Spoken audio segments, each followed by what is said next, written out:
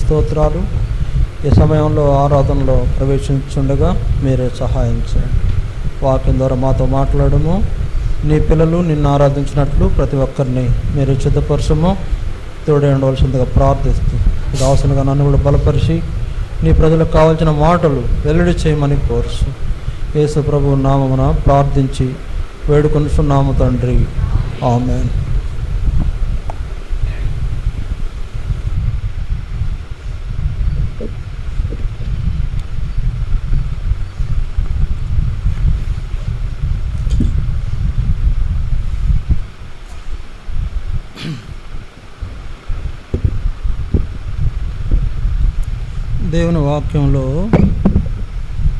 దేవుని వాక్యంలో మనం ఒక సంగతి చదువుకుంటాం.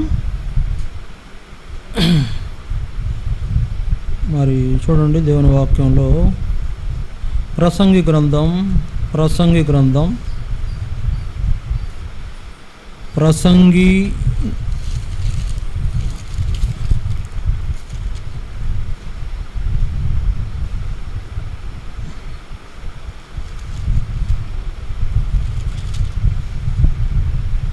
ప్రసంగి గ్రంథం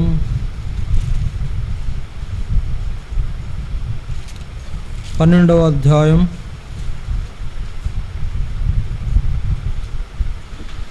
13వ అధ్యాయం 13వ వచనం. ప్రసంగి 12వ అధ్యాయం 13వ వచనం చూడండి. 13వ వచనం, ప్రసంగి 12:13. ఇదంతయు వినిన తరువాత తేలిన ఫలితార్థమిదే, దేవుని యందు భయభక్తులు కలిగి ఉండి ఆయన కట్టడలను అనుసరించి నడుచుచుండవలెను. మానవ కోటికి ఇదియే విధి. మళ్ళీ చదువుదాం. ఇదంతయు వినిన తరువాత తేలిన ఫలితార్థమిదే, దేవుని యందు భయభక్తులు కలిగి ఉండి ఆయన కట్టడలను అనుసరించి నడుచుచుండవలెను. మానవ కోటికి ఇదియే విధి. తర్వాత దానియేలు గ్రంథం 12వ అధ్యాయం. దానియేలు గ్రంథం 12వ అధ్యాయం, అక్కడ కూడా ఒక మాట చూసుకుంటాం. దానియేలు 12వ అధ్యాయము చివరి వచనం ఉంటుంది, చదువుదాం. చివరి వచనం, దానియేలు 12వ అధ్యాయము 13వ వచనం. 12:13. నీవు అంత్యము వరకు నిలకడగా ఉండిన యెడల విశ్రాంతి నుండి కాలాంతమందు నీ వంతులో నిలిచెదవు. ఈ మాటలు గమనించండి. దేవుని వాక్యంలో మనకు జ్ఞాపకం చేయబడుతున్న ఈ మాటలు, మరి మనము ఎలా ఉండాలి, ఏమై ఉండాలనే ఈ విషయాలు జ్ఞాపకం చేస్తున్నాయి. ఈ వచనాలు జ్ఞాపకం చేస్తున్నాయి. కనుక మనం అంతము వరకు నిలకడగా ఉండాలి. తర్వాత దేవుని యందు భయభక్తులు కలిగిన వారుగా, ఆయన కట్టడలను అనుసరించి నడుచుకునేవారుగా మనం ఉండాలి. సరే, ఈ మాటలు గమనిస్తే మరి ప్రసంగి గ్రంథంలో ప్రసంగి ఏం చెప్తున్నాడంటే, వ్యర్థము సమస్తమును వ్యర్థం. కనుక ఈ లోకంలో మరి ఏది నికరం కాదు, అంతా కూడా వ్యర్థమే. అయితే ఏమంటున్నాడు చివరి వచనంలో? ఏమంటున్నాడు? 12వ వచనంలో, దేవుని యందు భయభక్తులు కలిగి ఆయన కట్టడలను అనుసరించి నడుచుకునటమే మానవ కోటికి విధి అని. కనుక మన జీవితంలో మనం ఏమై ఉన్నాము, లేకపోతే ఇంతకుముందు మనం ఏమై ఉన్నాము, ఇప్పుడు ఏమై ఉన్నాము, ఇక మీద ఏమై ఉండబోతున్నాం అనే 3 విషయాలు జ్ఞాపకం చేసుకోవాలి. ఇంతకుముందు ఏమై ఉన్నాము, ఇప్పుడు ఏమై ఉన్నాము, ఇక ముందు ఏమై ఉండబోతున్నాం అనేది మన జీవితంలో అత్యంత ప్రాముఖ్యమైన విషయం. ఇంతకుముందు మనం ఏమై ఉన్నాం అంటే, దేవుడిని ఎరక్కమును మనం ఏమై ఉన్నామంటే మరి లోక సంబంధమైన మరి శాపగ్రస్తమైన జీవితం జీవించిన వారుగా ఉన్నాం. కనుక లోకంలో ఎన్నెన్నో విషయాలు మనం అనుభవించాం కదా, ఎన్నెన్నో విషయాలు మన జీవితంలో అనుభవించాం. లోకంలో ఉన్న వాటన్నిటిని కూడా మనము అనుభవించాం. లోకంలో ఉన్న కట్టడలు, లోకంలో ఉన్న ఆచారాలు, లోక విధానాలు అనుసరించి జీవించాం ఇంతకు మునుపు, అంటే రక్షణ పొందక మునుపు. అయితే ఇప్పుడేమై ఉన్నాం అనేది మనం జ్ఞాపకం చేసుకోవాలి. ఇప్పుడే మనం రక్షణ పొందిన వారము, రక్షణ నొందిన వారము. ప్రభువు మనలను రక్షించుకుంటూ వచ్చాడు. కలువరిచిలో మరణం ద్వారా మనం రక్షణ పొందిన వారంగా ఉన్నాం. ఆయన యేసు ప్రభు కలువరి శిలువలో మన కొరకై మరణించాడు, మన కొరకై ఆయన రక్తాన్ని గార్చాడు, మనల్ని రక్షించుకుంటూ వచ్చాడు.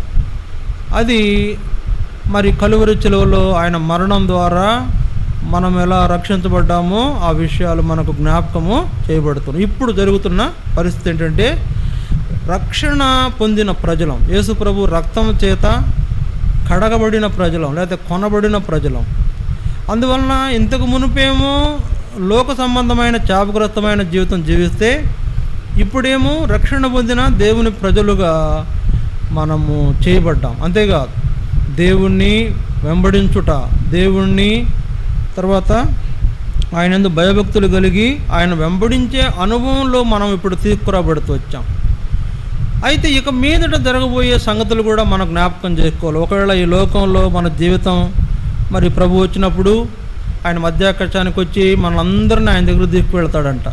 సరే, ప్రభు మధ్యాకాశానికి వచ్చి మనల్ని తీసుకువెళ్ళబోయేది మన జీవితంలో సంభవించినప్పుడు ఏమవుతుంది, ఆ తర్వాత ఏం జరుగుతుందో అక్కడ మనకు అర్థమవుతుంది. ఆ తర్వాత ఏం జరుగుతుంది చూడండి. ఇప్పుడు ఈరోజు హాగర్ మామగారు భూస్థాపన జరిగింది కదా. ఈ హాగర్ మామగారు నిన్న దిన చనిపోయినారు, ఈరోజు భూస్థాపన చేశాం. ఇప్పుడు ఆమె ఎక్కడుందంటే ప్రభు దగ్గర విశ్రాంతి పొందుతుంది అనుకున్నాం కదా. ప్రభు దగ్గర విశ్రాంతి పొందుతుంది. ఇక తర్వాత ఆమె మనలాగా ప్రభు రాకడలో ఎత్తబడే అనుభవం ఆమెకు లేదు. ప్రభు రాకడలో ఎత్తబడే అనుభవం ఆమెకు లేదు. ఆమెను యేసు ప్రభు రేపొద్దున మధ్యాకాశానికి వచ్చేటప్పుడు ఆమెను వెంట పెట్టుకుని తీసుకొస్తాడు. ఆమె అనుభవం మారిపోయింది. ఇప్పుడు మన అనుభవం అట్లా కాదు.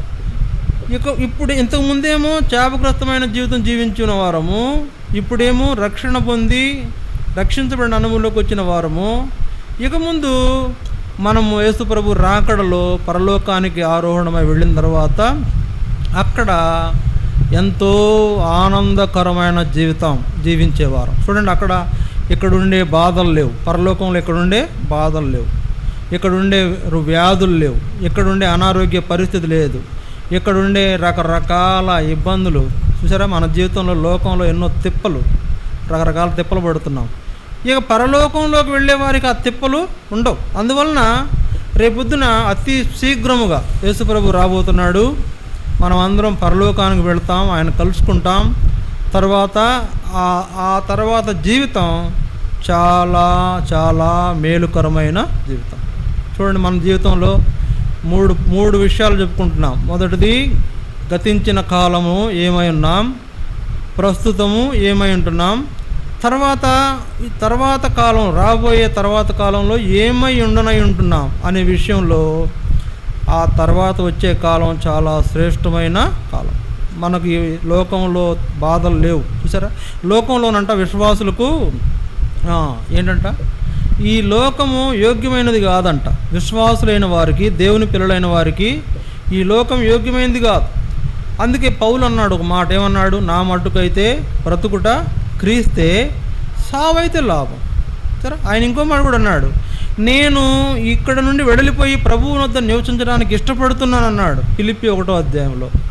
నేను ఈ లోకంలో నుంచి వెడలిపోయి క్రీస్తు వద్ద నివసించడమే నాకు ఎక్కువ ఆనందం అన్నాడు. కనుక మనం మునుపు అంటే రక్షించబడక మునుపు మన జీవితం దుర్భరము, రక్షించబడిన తర్వాత రక్షణ పొందిన అనుభవం ఉన్నా కానీ లోకపరమైన విధానాల్లో లేకపోతే మనకు తగినటువంటి లోకం కాని కారణం చేత లోకం వల్ల రకరకాల ఇబ్బందులు పడుతున్నాం. అందుకే దేవుడేం ఆలోచించాడంటే, నా పిల్లలకు ఈ లోకము యోగ్యమైనది కాదు. అందుకే నేను వారికి ఒక రాజ్యాన్ని నిర్మాణం చేసి రేపొద్దున మనల్ని అక్కడ తీసుకెళ్ళబోతున్నాడు. అక్కడ మనం యుగాయుగాలు ఉండబోతున్న లోకం. ఇక్కడ ఏముంటుంది, అక్కడ ఏముంటుందంట చూడండి. ప్రకటన మనం ముగించబోయే ముందు ఆ వచనం చదువుకొని ముగించుకుంటాం. ప్రకటన గ్రంథం 21వ అధ్యాయం, ప్రకటన 21వ అధ్యాయం దయచేసి చూడండి. ప్రకటన 21వ అధ్యాయం 3వ వచనం చూడండి. 3వ వచనం నుండి, అప్పుడు ఇదిగో దేవుని నివాసము మనుషులతో కూడా ఉన్నది, ఆయన వారితో కాపురముండును, వారాయన ప్రజల యందురు, దేవుడు తానే వారి దేవుడయుండి వారికి తోడయుండును, ఆయన వారి కన్నుల ప్రతి బాష్ప బిందువును తుడిచివేయును. మరణం ఇక ఉండదు, దుఃఖమైనను ఏడుపైనను వేదన అయినను ఇక ఉండదు, మొదటి సంగతులు గతించిపోయెను. చూడండి, ఇక్కడ గమనిస్తే ఏముంటుందంటే అక్కడ ఆయనతో కూడా మనం నివసించే వారంగా ఉంటాం. ఆయనతో కూడా మనకు సహవాసం, ఆయన మనకు దేవుడుగా ఉండి మనకు తోడుగా ఉంటాడు. అంతేకాదు మన కన్నుల ప్రతి బాష్ప బిందువులను తుడిచి, సరే, బాష్ప బిందువులు. తర్వాత మరణము లేదు, దుఃఖము లేదు, ఏడుపు లేదు, వేదన లేదు, ఏమీ లేదు. అక్కడ ఎలా ఎలా ఉంటాం చూడండి. ప్రకటన 3వ అధ్యాయం ఆ మాటలు కూడా చూడండి. ప్రకటన 3వ అధ్యాయం ఆ మాటలు కూడా గమనిస్తే ఒక మాట ఉంది అక్కడ. ప్రకటన 3వ అధ్యాయము 4వ వచనం. ప్రకటన 3వ అధ్యాయము 4వ వచనం. అయితే తమ వస్త్రములను అపవిత్రపరుచుకొనని కొందరు సార్దీసులో నీ వద్ద ఉన్నారు.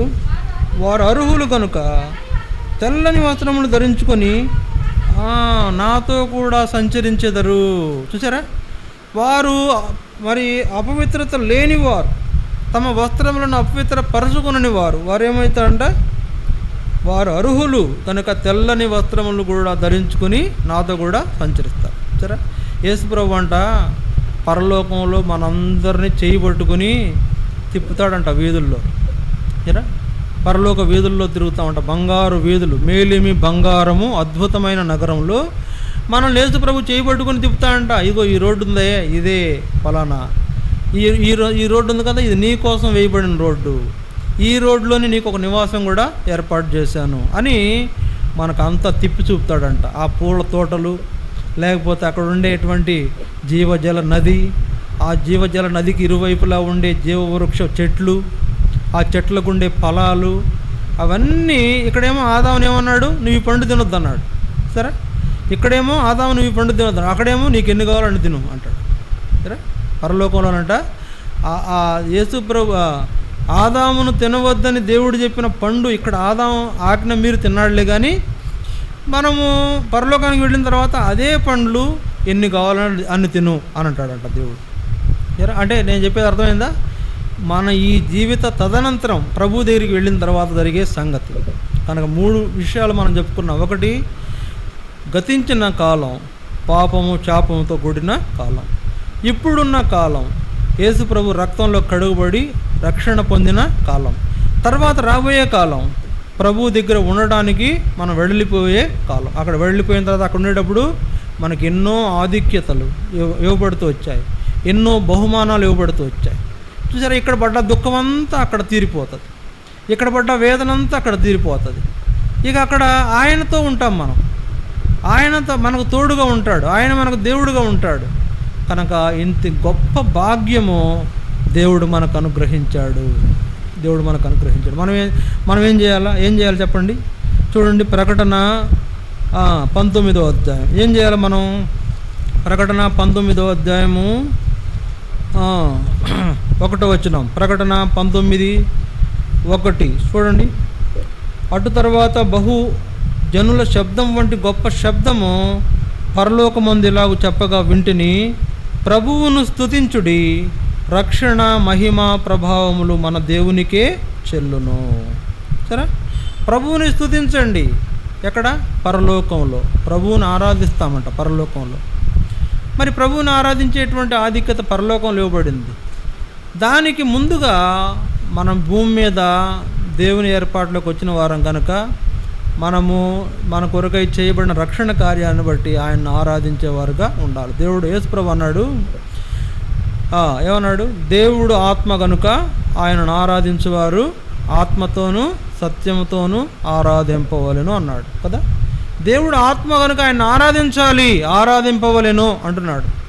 కనుక ఈ లోకంలో మనం ఆరాధించాలా? రేపు పరలోకంలో వెళ్ళిన తర్వాత కూడా మనము చాలా గొప్పగా దేవుడిని ఆరాధించే ఆ సమయాన్ని మనం కలిగి ఉంటాం. సరే, ఒకప్పుడు లోకంలో పాపంలో ఉన్న మన జీవితం ఎంతో ధన్యకరంగా చేయబడి దేవుని ఏర్పాటులోకి తీసుకురాబడిన కారణం చేత ఈ లోకంలో ఆరాధన మనం చెల్లించాలి. రేపు పరలోకంలో కూడా ఆయనను ప్రభువుని స్తుతించుడి, అంటే హల్లెలూయా, ఆయనకే మహిమ ప్రభావములు చెల్లునని ఆరాధించుట అనేది మన జీవితంలో ఉండాలి. దేవుడు మనల్ని అందుకనే కోరుకున్నాడు, అందుకే ఏర్పాటు చేసుకున్నాడు. అందువల్ల ప్రభువా 3 రకాల నా జీవితంలో రెండు సమయాల్లో నీవే నా పక్షంగా ఉన్నావు, నువ్వు నాతో ఉన్నావు, నాకు సహాయం చేశావు, సాతాను చేతుల్లో లోకం చేతుల్లో నన్ను రక్షించావు, నీకెన్నో వందనాలు అని మనం ప్రభువుని ఆరాధిస్తాం. ఈ వాక్యాన్ని ఆధారం చేసుకుంటాం. ఒకరి తర్వాత ఒకరు క్లుప్తంగా ఆరాధన చేయండి. 1:30 కల్లా నేను ముగిస్తా. మరి తర్వాత మనం బలలో కూడా పాలు పొందాల్సి ఉంటుంది కాబట్టి క్లుప్తంగానే ఆరాధన చేయండి. దయచేసి గమనించండి, ఈ ఛానల్ సబ్స్క్రైబ్ చేసుకోండి. బోలెడన్ని అప్డేట్స్ ఉన్నాయి. Please subscribe to stay updated. Please subscribe for more updates.